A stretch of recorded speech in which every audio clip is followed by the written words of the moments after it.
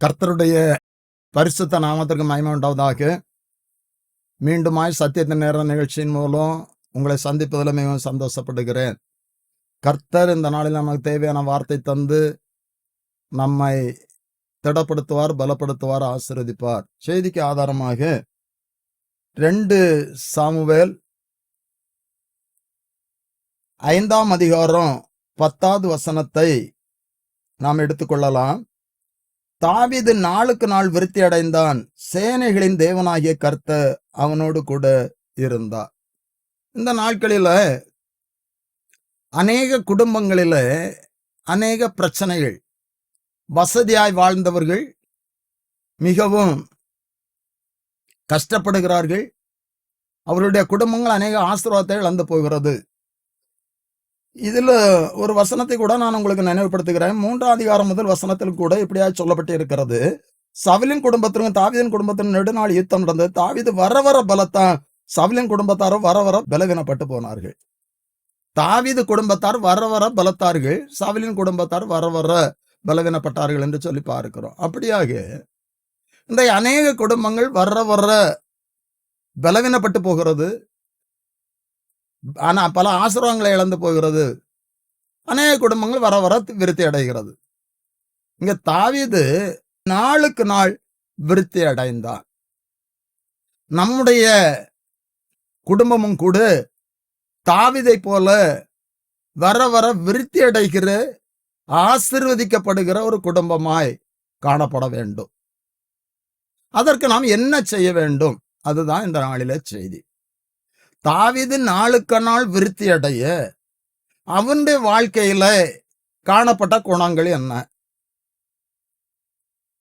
நாம் விருத்தி அடைய என்ன செய்ய வேண்டும்? வேதத்திலிருந்து சில காரியங்களை, தாவீதுடைய வாழ்க்கையில் காணப்பட்ட சில காரியங்களை இன்றைக்கு செய்தியாக நான் உங்களுக்கு சொல்ல விரும்புகிறேன். இந்த இரவில இந்த வார்த்தையை கேட்கிற தேவ பிள்ளைகளே, ஒருவேளை நம்முடைய குடும்பங்கள் சில ஆசீர்வாதங்களை இழந்து போயிருக்கலாம். கடந்த நாட்களில் நீங்கள் நன்றாய் இருந்திருக்கலாம். இந்த நாட்களில் சில பிரச்சனைகளில நீங்கள் காணப்படலாம். இந்த இரவில இந்த வார்த்தையின் மூலம், இந்த செய்தியின் மூலம் உங்களை விருத்தி அடைய கர்த்தர் செய்வார். தாவீதிடத்தில் இருந்த முதலாவது குணம், முதலாவது காரியம், முதலாவது அனுபவம், அந்த வசனத்தின் பிற்பகுதியில் சொல்லப்பட்டு இருக்கிறது.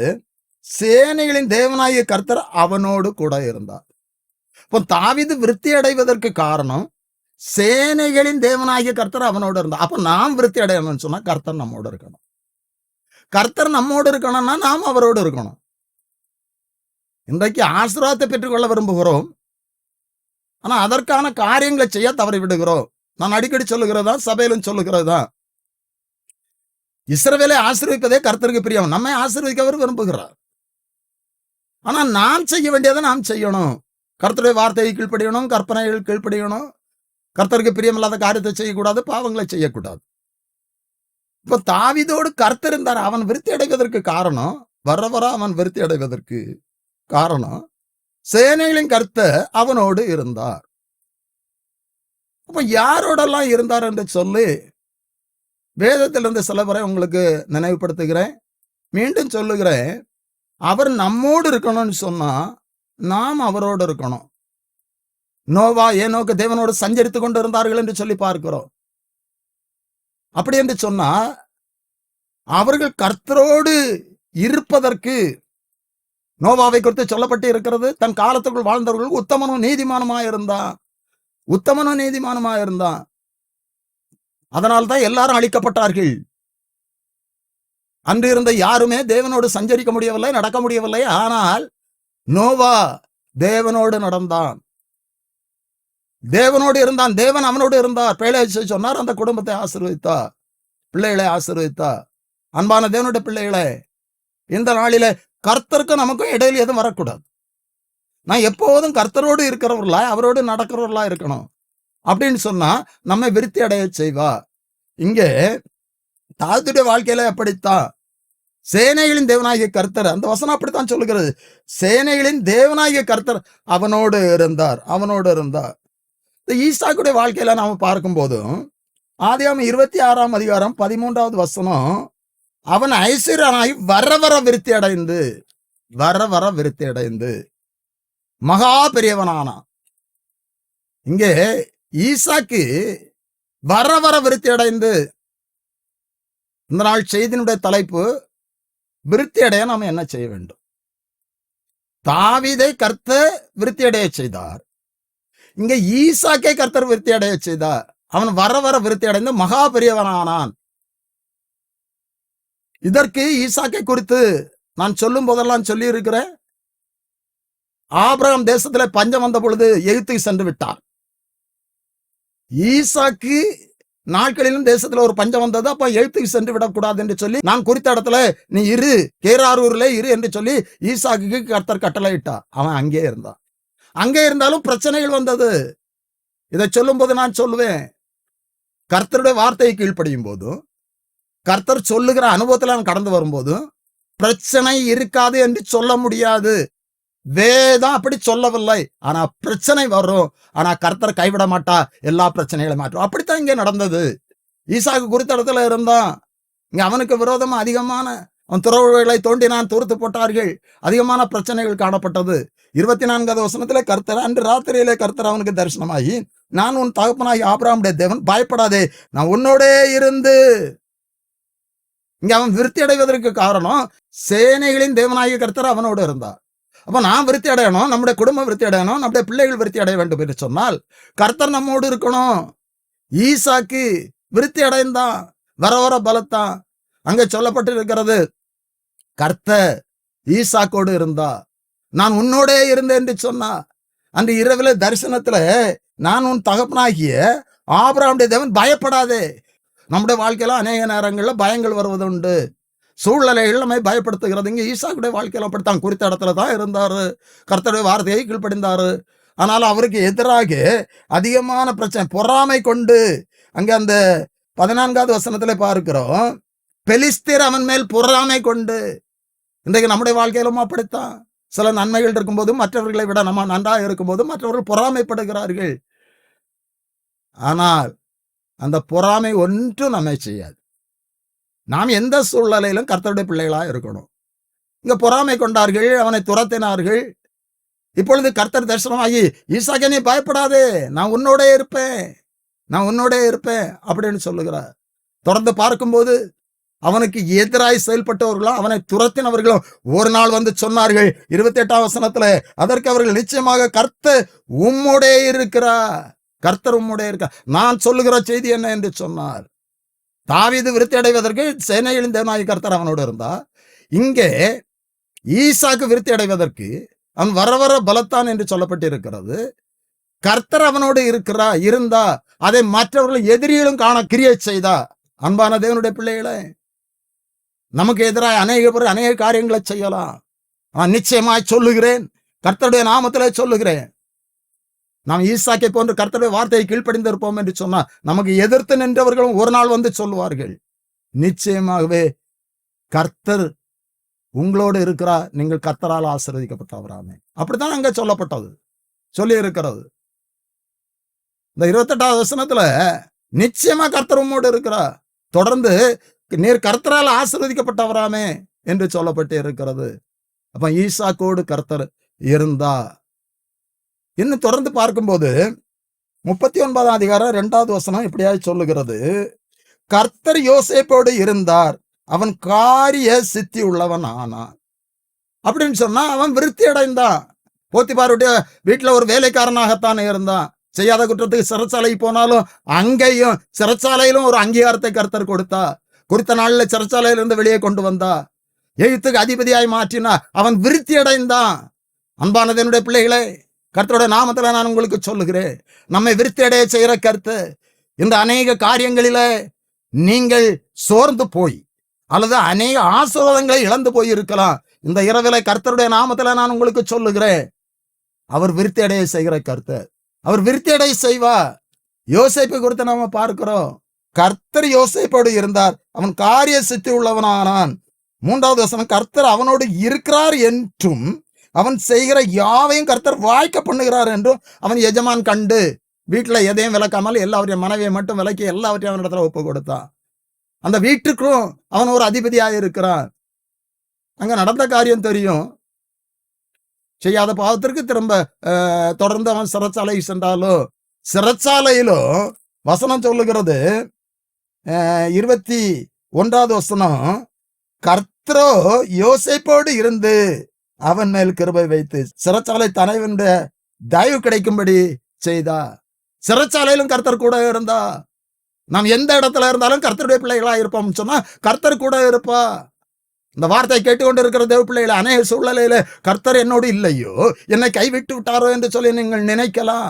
சூழ்நிலைகள் அப்படிப்பட்டதான எண்ணத்தை, அவிசுவாசத்தை கொண்டு வரலாம். நிச்சயமாக நான் உங்களுக்கு சொல்லுகிறேன், நாம் கர்த்தருடைய பிள்ளைகளானால் அவர் நம்மோடு இருப்பார். உலகத்தின் முடிவு பரியந்தம் நான் உங்களோட இருப்பேன் என்று சொன்னார். உலகத்தின் முடிவு பரியந்தம் நான் இந்த உலகத்துல வாழுகிற வரையிலும் நம்மோடு இருப்பார். பரலோகத்தில் அவரோடு கூட நாம் ஆளுகை செய்வோம். இங்க நாம் விருத்தி அடைய வேண்டும் என்று சொன்னார் நாம் அவரோடு இருக்கணும். தொடர்ந்து நாம பார்க்கும்போது ஆதியாகமம் 41 பின் பார்வோன் யோசேப்பை நோக்கி, பார், எகிப்து தேசம் முழுமைக்கும் உன்னை அதிகாரி ஆக்கினேன் என்று சொல்லு. அவன் விருத்தி அடைகிறான். யோசேப்பு கர்த்தரோடு இருந்தான். அங்க ஈசாக்கு கர்த்தரோடு இருந்தார், அவரை விருத்தி அடைய செய்தார். இங்க யோசேப்பு கர்த்தரோடு இருந்தான். பாவத்திற்கு விலை ஓடினா, எந்த சூழலையும் பாவம் செய்யவில்லை. இன்றைக்கு நாம் பாவம் செய்ததற்கு காரணங்களை சொல்லலாம். இந்த சூழ்நிலையில் நான் இதை செய்து விட்டேன் என்று சொல்லு. எந்த சூழ்நிலையிலும் கர்த்தருக்கு பயந்தவனாய் சகோதரரை பார்த்து நான் கர்த்தருக்கு பயந்தவன். துரோகம் பண்ணினாலும் கூட நன்மை செய்தான். சகோதரர் குழியில் தூக்கி போட்டு விற்று போட்டார்கள், துரோகம் பண்ணினார்கள், அவர்களுக்கு நன்மை செய்தான்.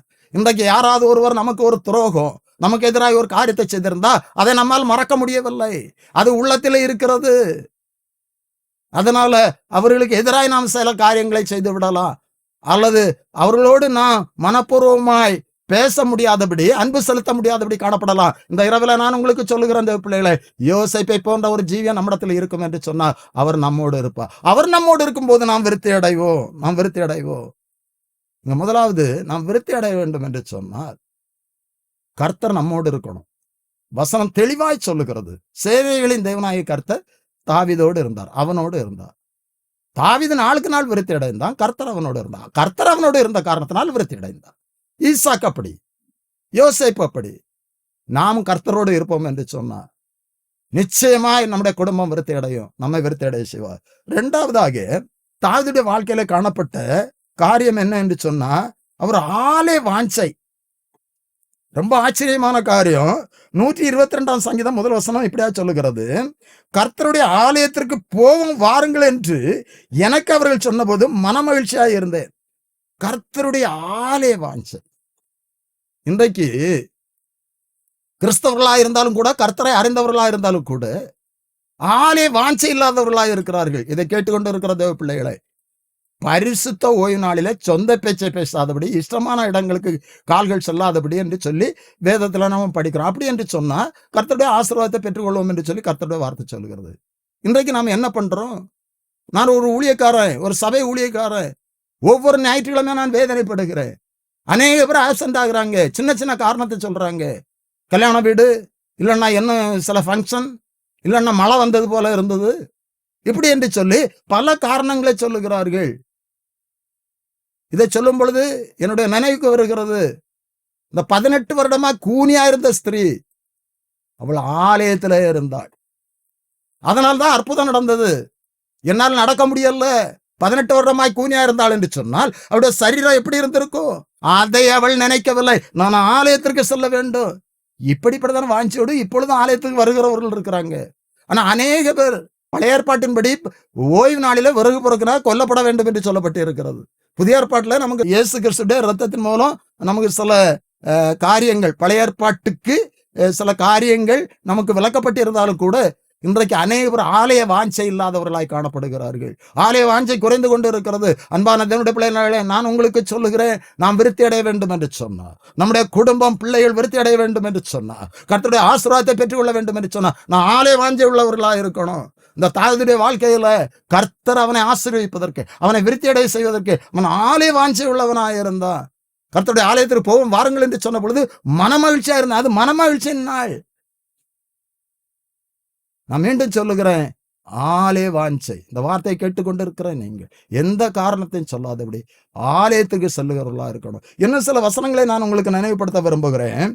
27ஆம் சங்கீதம் 4வது வசனத்துல, கர்த்தரிடத்தில் ஒன்றை நான் கேட்டேன், அதே நாடுவேன். நான் கர்த்தருடைய மகிமையை பார்க்கும்படியாகவும் அவருடைய ஆலயத்தில் ஆராய்ச்சி செய்யும்படியாகவும் நான் என் ஜீவனுள்ள நாளெல்லாம் கர்த்தருடைய ஆலயத்தில் தங்கியிருப்பதே நாடுவேன். நான் ஜீவனுள்ள நாட்கள் எல்லாம் நான் ஆலயத்துல இருப்பேன் அப்படி என்று சொல்லி தாவீது சொல்லுகிறார். 52ஆம் சங்கீதம் 8வது வசனத்துல, கர்த்தருடைய ஆலயத்துல நான் ஒலிவ மரத்தை போல் இருப்பேன் என்று சொல்லுகிறார். ஒலிவ மரம் எப்படிப்பட்டது என்று சொல்லி வேதம் சொல்லுகிறது. அது உறுதியானது, அது பயனுள்ளது. அப்படிப்பட்டதான ஒரு அனுபவம் நம்மிடத்தில் காணப்பட வேண்டும். நானோ தேவனுடைய ஆலயத்துல பச்சையான ஒலிவ மரத்தை போல் இருப்பேன். இன்னும் இந்த ஆலயத்தை குறித்ததான அந்த வாஞ்சையை குறித்து ஒரு சம்பவத்தை நான் உங்களுக்கு சொல்ல விரும்புகிறேன். தாவீது கர்த்தருடைய ஆலயத்தை கட்டுவதற்கு விரும்பினார். நாத்தான் தீர்க்கதரிசனத்துல சொன்னார். தீர்க்கதரிசி சொன்னா, கர்த்தர் உம்மோடு இருக்கிறார், நீர் செய்யும் அப்படி என்று சொன்னார். அன்று ராத்திரியிலே நாத்தான் தீர்க்கதரிசிக்கு கர்த்தர் உணர்த்தி, தாவீது அவனுடைய கரங்கள் இரத்தத்தினால் கரைப்பட்டது, அதனால் தாவீது ஆலயத்தை கட்ட வேண்டாம், அவனுடைய குமாரன் ஆலயத்தை கட்டுவான் அப்படி என்று சொல்லி தீர்க்கதரிசி மூலம் சொல்லப்பட்டது. தாவீது இதை ஏற்றுக்கொண்டார். ஏற்றுக்கொண்ட போது அவர் சொல்லுகிற ஒரு காரியம், என் குமாரன் இளைஞனா இருக்கிறான், ஆலயம் தேசத்துல எங்கும் பெரிதான ஒரு ஆலயமா இருக்க வேண்டும்.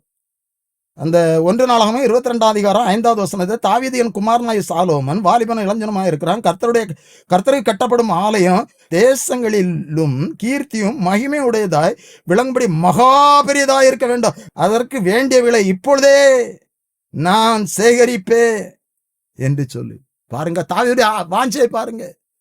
இன்றைக்கு ஆலய வாஞ்சை இருக்கணும். ஆலயம் கட்டப்படுவதற்கு அன்பான தேவனுடைய பிள்ளைகளே, நீங்கள் ஊழியத்திற்கு ஒரு காரியத்தை செய்தீர்கள் என்று சொன்னால் அதற்கேற்ற பலனை அதிகமாய் கர்த்தர் உங்களுக்கு செய்வார்.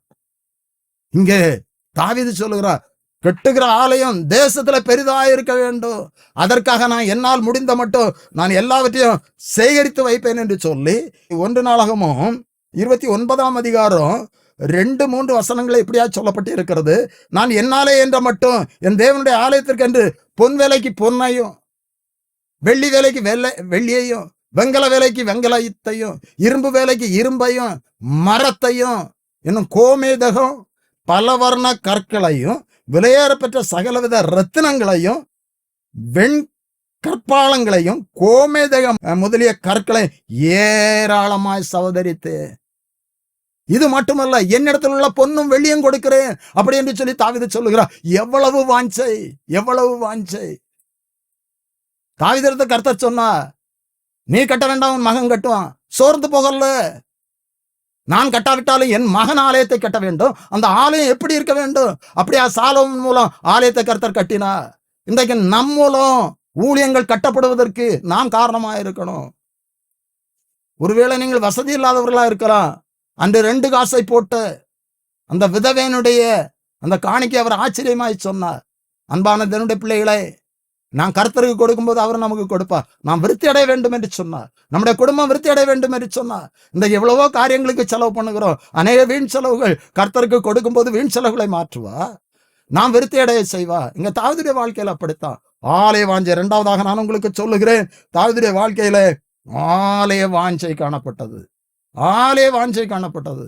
நம்ம ஆலய வாஞ்சை உடையவர்களாக இருந்தார் தாவீதை போல விருத்தி அடைய செய்வார். 3வதாக, தாவீது எந்த சூழலையும் கர்த்தரை துதிக்கிறவராக இருந்தார். சங்கீதம் 9ஆம் அதிகாரம் 1வது வசனத்துல, கர்த்தாவே என் முழு இருதயத்தோடு உம்மை துதிப்பேன், உம்முடைய அதிசயங்களை எல்லாம் முழு இருதயத்தோடு உம்மை துதிப்பேன். அவர் அதிகமாய் கர்த்தரை துதிக்கிறவராக இருந்தார். 34ஆம் சங்கீதம் 1வது வசனத்துல, நான் எக்காலத்திலும் கர்த்தரை ஸ்தோத்தரிப்பேன், அவர் துதி எப்போது என் வாயில் இருக்கும்.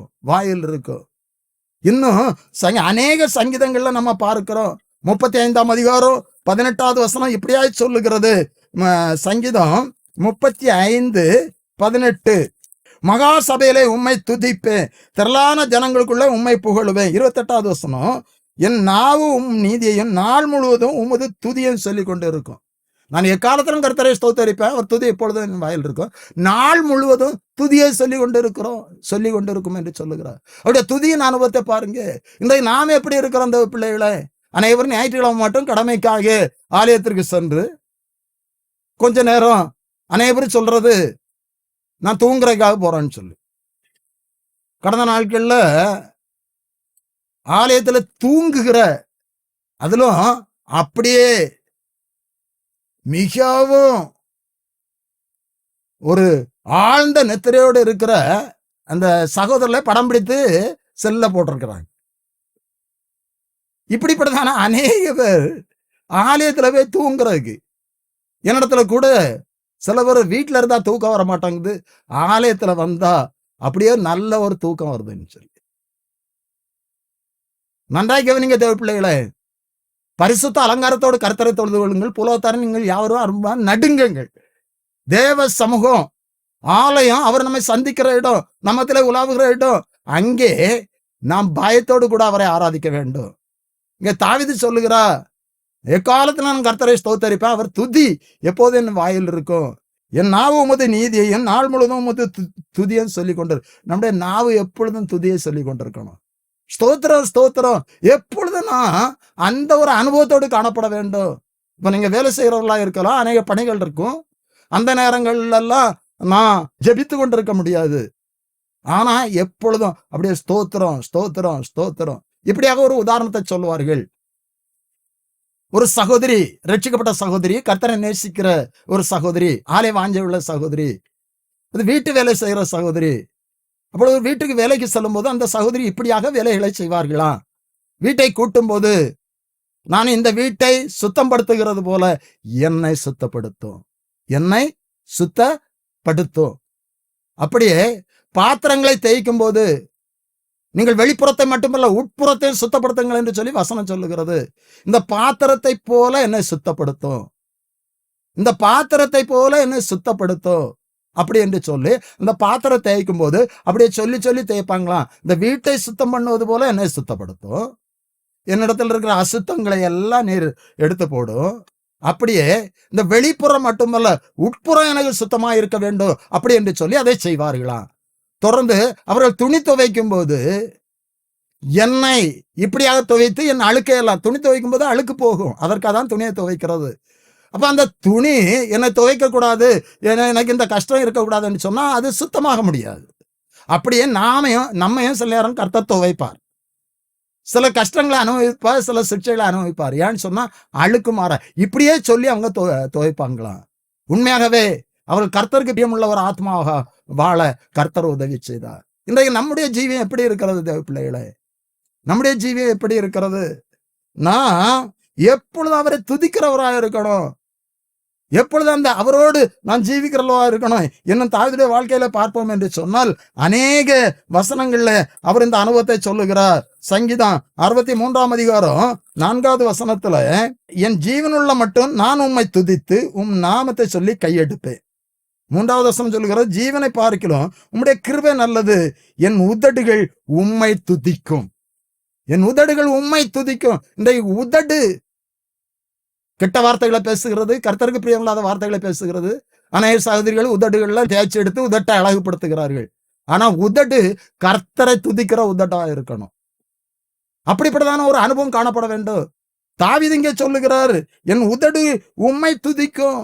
எந்த சூழ்நிலையிலும் எக்காலத்திலும் கர்த்தரை ஸ்தோத்தரிப்பேன், அவர் துதியன் எப்பொழுது என் வாயில் இருக்கும். எந்த சூழ்நிலையில அதை சொன்னார் என்று சொன்னால் அவர் வனாந்தரத்துல இருக்கும்போது அப்படிப்பட்டதான காரியத்தை அவர், அந்த சங்கீதத்தை அவர் எழுதுகிறார். அப்படிப்பட்டதான அனுபவத்தில் அவர் காணப்படுகிறார். அன்பான தேவனுடைய பிள்ளைகளை, நாமும் கூட இப்படிப்பட்டதான ஒரு அனுபவத்திலே காணப்படுவோம் என்று சொன்னார். 146 சங்கீதம் 2வது வசனத்துல இப்படியா சொல்லு, நான் உயிரோடு இருக்க மட்டும் கர்த்தரை துதிப்பேன், நான் உயிரோடு இருக்க மட்டும் கர்த்தரை துதிப்பேன்.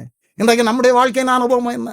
நான் உயிரோடு இருக்க மட்டும் கர்த்தரை துதிப்போம் என்று சொன்னா நிச்சயமாக நிச்சயமாக கர்த்தர் நம்மை விருத்தி அடைய செய்வார்.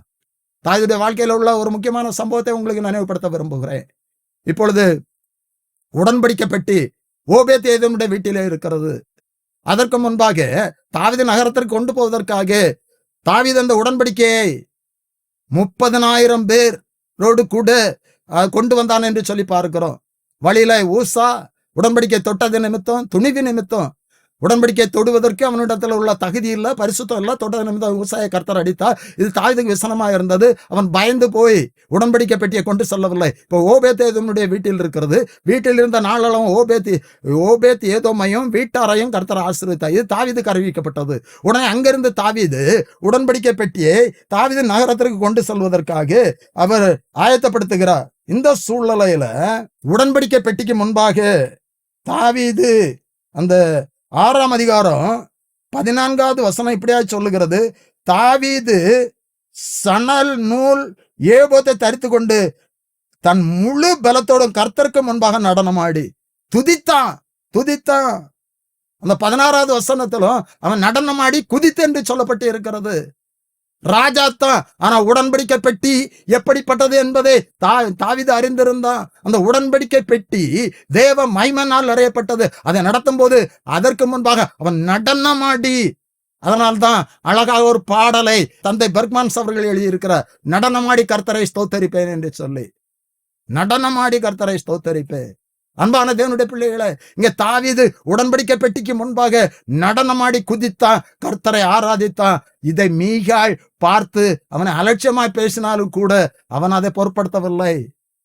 தாவீதுடைய வாழ்க்கையில அவன் துதிக்கிற அனுபவம் இப்படியாக இருந்தது. இன்னொரு காரியம் கூட நாம் எல்லாருக்கும் தெரியும். கோலியாத்தை அவன் எதிர்த்து செல்லும் போது கூட கர்த்தருடைய நாமத்துல உன்னிடத்துல வருகிறேன் அப்படி என்று சொல்லி அவன் அங்கே கடந்து சென்று கோலியாத்தை ஜெயிக்கிறான். இது அவனுடைய விசுவாசத்தை காட்டுகிறது. அவன் எந்த சூழலும் கர்த்தரை துதிக்கிற, கர்த்தரோடு இருக்கிற அனுபவத்தை காட்டுகிறது. 3 காரியங்களை நான் உங்களுக்கு சொன்னேன் தேவ பிள்ளைகளை. தாவீது நாளுக்கு நாள் விருத்தி அடைந்தான்.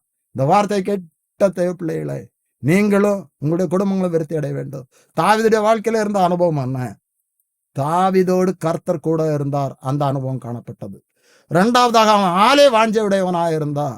அப்படிப்பட்டதான ஒரு ஆலே வாஞ்சை அவனுக்கு இருந்த காரணத்தினால அவன் விருத்தி அடைந்தான். 3வதாக அவன் எந்த சூழலையும் துதித்தான்.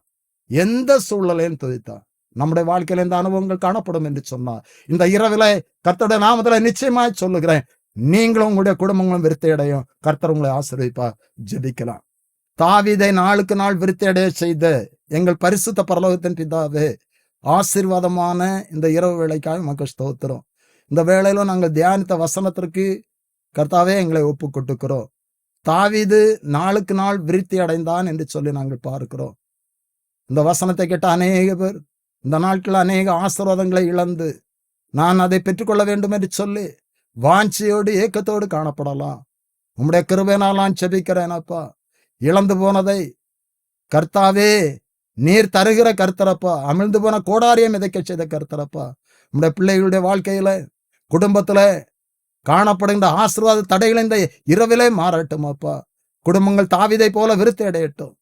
தாவீது விருத்தி அடைவதற்கு சேனைகளின் தேவனாகிய கர்த்தர் அவனோடு இருந்தாரப்பா. அப்படிப்பட்டதான அனுபவம் எங்களுக்கு உண்டாகட்டும். நீர் ஈசாக்கோடு இருந்தீர், யோசேப்போடு இருந்தீர். அவர்கள் விருத்தி அடைந்தார்கள், அவர்கள் உயர்த்தப்பட்டார்கள் அப்பா. அப்படியே நாங்கள் எப்பொழுதும் உம்மோடு இருக்கத்தக்கதான ஒரு அனுபவத்தை எங்களுக்கு தரும்படியாக ஜெபிக்கிறோம். அப்படியே தாவீது ஆலய வாஞ்சையுடையவனாக இருந்தான். கர்த்தாவே, ஆலயத்திற்கான எல்லா பொருட்களையும் அவன் சேகரித்தான் என்று சொல்லி பார்க்கிறோம் அப்பா. நான் கட்ட முடியாவிட்டாலும் என் மகன் கட்டுகிற ஆலயம் தேசத்துல பெரிதா இருக்க வேண்டும், மகிமையுள்ளதா இருக்க வேண்டும் என்று சொல்லி அவன் பொன்னு வெள்ளி வெங்கலம் எல்லாவற்றையும் மரம் எல்லாவற்றையும் சேகரித்தான். அப்படியே நாங்களும் ஆலயத்திற்கு கர்த்தாவே ஆலய வாஞ்சையுடையவர்களாய், ஆலயத்தை நேசிக்கிறவர்களாய், ஊழியத்திற்கு செய்கிறவர்களாய் காணப்பட எங்களை தகுதிப்படுத்தும் அப்பா. அப்படியே கர்த்தாவே அவன் எந்த சூழ்நிலையிலும் உண்மை துதித்தான் அப்பா. கர்த்தா வனாந்தரத்திலும் உண்மை துதித்தான். அப்படியே நாங்கள் உண்மை துதிக்கிறவர்களாய் காணப்பட எக்காலத்திலும் கர்த்தரை ஸ்தோத்தரிப்பேன், அவர் துதி எப்போதும் என் வாயில் இருக்கும் என்று சொன்ன தாவீதின் அனுபவம் எங்களுக்கு உண்டாகத்தக்கதாக எங்களை ஒப்புக் கொடுக்கிறோம் அப்பா. கர்த்தாவே, இந்த வசனத்தை கேட்ட ஒவ்வொருவருக்காக உம்முடைய நாமத்திலே கெஞ்சி கேட்கிறேன். ஒவ்வொருடைய வாழ்க்கையிலும் காணப்படுகின்ற எல்லா ஆசீர்வாத தடைகளும் மாறட்டும். ஒவ்வொரு குடும்பமும் விருத்தி அடையட்டும். சரீரத்துல கர்த்தாவே, ஆத்மாவில ஒரு பெரிய விடுதலை விருத்தி உண்டாகும்படியாக ஜெபிக்கிறேன் அப்பா. குடும்பங்கள் கர்த்தாவே, பிள்ளைகள், சந்ததிகள் ஆசீர்வதிக்கப்படட்டும், விருத்தி அடையட்டும். நீர் அப்படி செய்ய போறதற்காக நன்றி. மீட்பர் இயேசு கிறிஸ்துவின் ஜெபிக்கிறோம் நல்ல பிதாவே, ஆமென்.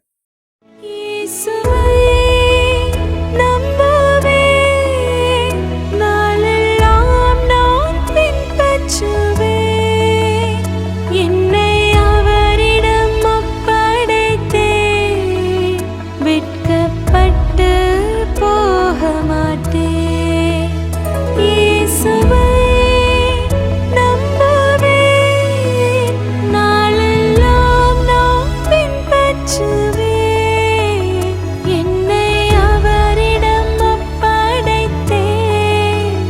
வெட்கப்பட்டு